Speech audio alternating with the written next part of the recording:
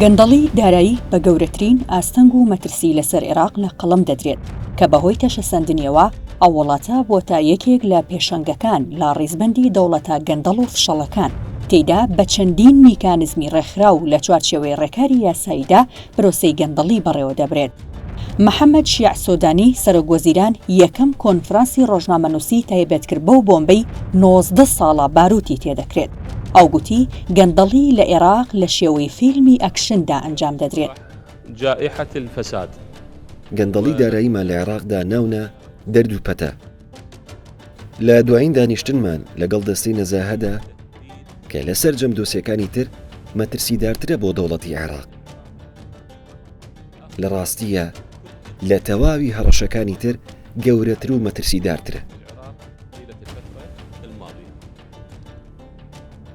تەنانەت گەندەڵی گەندەڵکاران گەیشتە ئەوەی سەرۆت و سامانی گشتی بماشنەوە. هەروەک لە دوایین دۆسیەدا کار گەیشتە دزینی بڕی 3 تریلیۆن و 700 ملیار دینار لە دۆسیە بەدناوەکەدا، دۆسی دزی لە داهاتی گومرگ و باجی گشتی. سوودانی جەختیشی کردەوە حکوومەتەکەی دروشم و بەڵێن نابێت، بەڵکو بە کردەی هەنگاو دەنێت بۆ بنبڕکردنی گەندەڵی و گێڕانەوەی تەواوی ئەو پارە و سامانەی کە براوەتە دەرەوەی وڵات. من بۆ خۆم بە تەنها ناڕوانمە دزینی پارەکە، بەڵکو وردەبمەوە لەوەی ئەو فەرمانبەرە چۆن جورئەتی ڕێخستنی وەسڵ و نووسراوەکانی کردووە، کێی لە پشت بووە، کێ لەگەڵیدا بووە بۆ داپۆشین و پەردەپۆشکردنی. ئەوانە سەرجەمیان پێکەوە بڕیاریان داوە بۆ ئەنجامدانی کارێکی لەو شێوەیە.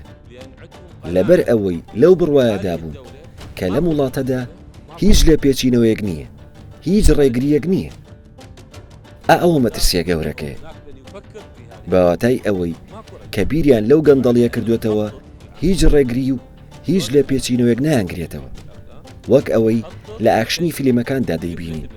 پلانی وردانێن بۆ دزیکردن بۆ ئەوەی قوتار بن لە سزا.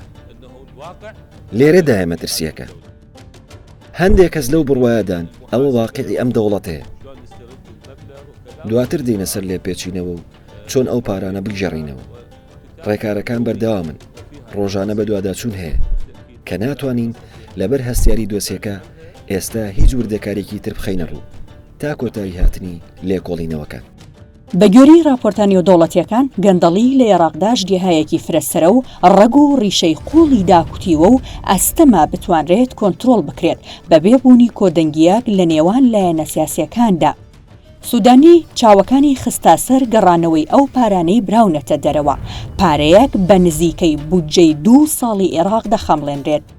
بەرەم ساڵح سەرۆکۆماری پێشووی عێراق ساڵی ڕابردوو گوتی ئەو پارانەی لە 2003ەوە براونەتە دەرەوە بە نزیکەی 150 میلیارد دۆلار دەخەمڵێنرێن. ئەمانە هۆکارن سەلام سمێسن پسپۆڕی ئابووری و دارایی هۆشداری لە داڕوخانی یەکجارێکی دارایی عێراق بدات.